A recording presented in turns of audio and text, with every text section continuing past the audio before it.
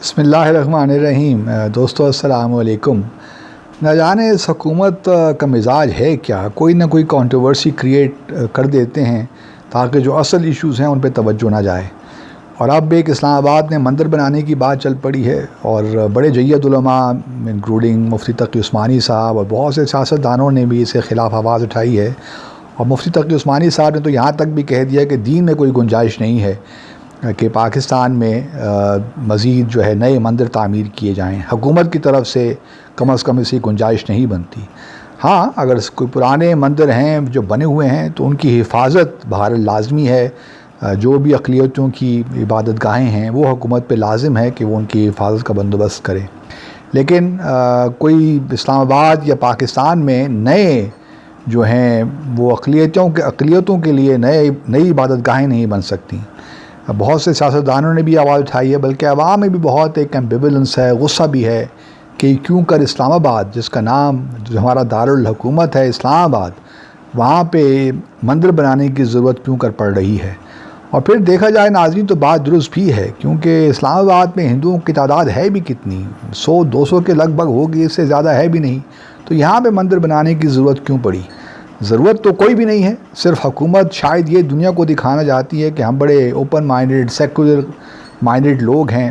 اور کچھ لوگ یہ بھی کہہ رہے ہیں کہ جو ہندوستان تو بنا تھا بھارت سیکولرزم کے نام پہ، اور وہ 72-73 سالوں میں ہندو پرست اور ہندو انتہا پسندی کی طرف چلا گیا، اور پاکستان جو اسلام کے نام پہ بنا تھا، ہم ماشاءاللہ سیکولرزم کی طرف رواں دواں ہیں، اور اس میں بڑا فخر محسوس کر رہے ہیں کہ پاکستان ایک سیکولر کنٹری ہے۔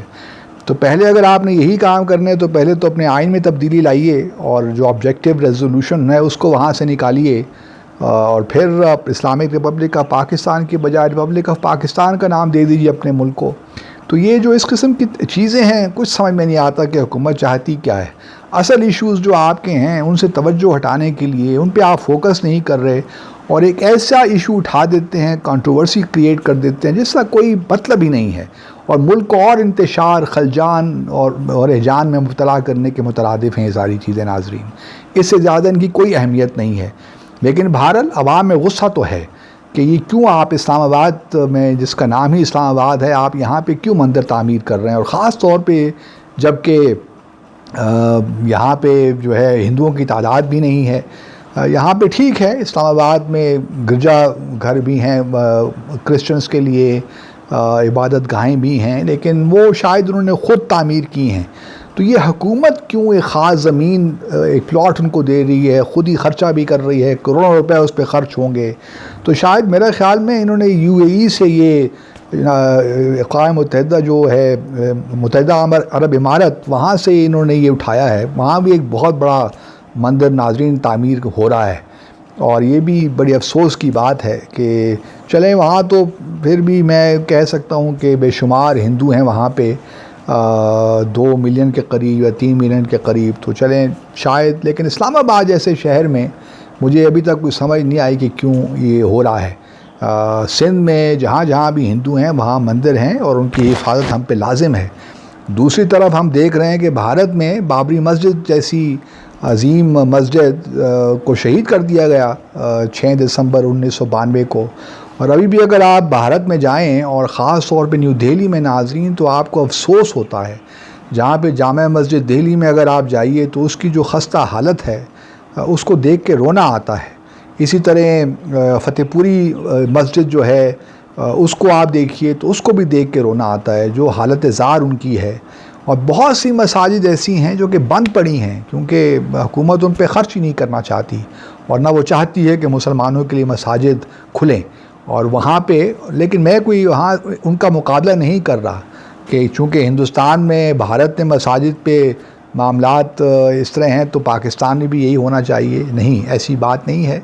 ہم بحیثیت ایک مسلم ملک کے، ہمارا یہ فرض بنتا ہے کہ جو ہماری اقلیتیں ہیں ان کی عبادت گاہوں کو ہم حفاظت سے رکھیں، ان کو محفوظ رکھیں، لیکن نیا مندر تعمیر کرنا حکومت کے خرچے پہ، یہ بھی بحث طلب بات ہے کہ آیا یہ جائز ہے ناجائز ہے۔ جہاں تک دین کا تعلق ہے میرا نہیں خیال کہ دین اس موضوع پہ کچھ کہتا ہے. یہ ایک ایسا سیاسی ایشو آپ اسے کہہ لیں ہے، کیونکہ غامدی صاحب جو دوسرے ہمارے عالم ہیں وہ کہتے ہیں کہ اس میں کوئی حرج نہیں ہے. دوسرے ہمارے علماء اور زیادہ اکثریت ان علماء کی ہے جو یہ کہتی ہے کہ دینی اعتبار سے بھی اس کی اجازت نہیں ہے.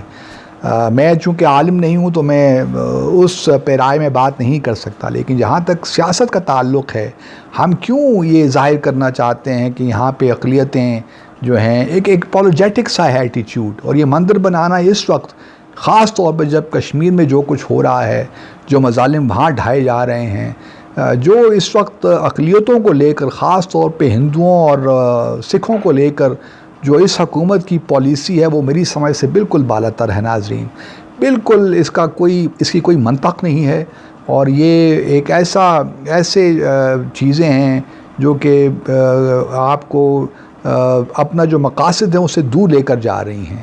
یہی پیسہ آپ کسی اچھے کاز کے لیے بھی خرچ کر سکتے تھے.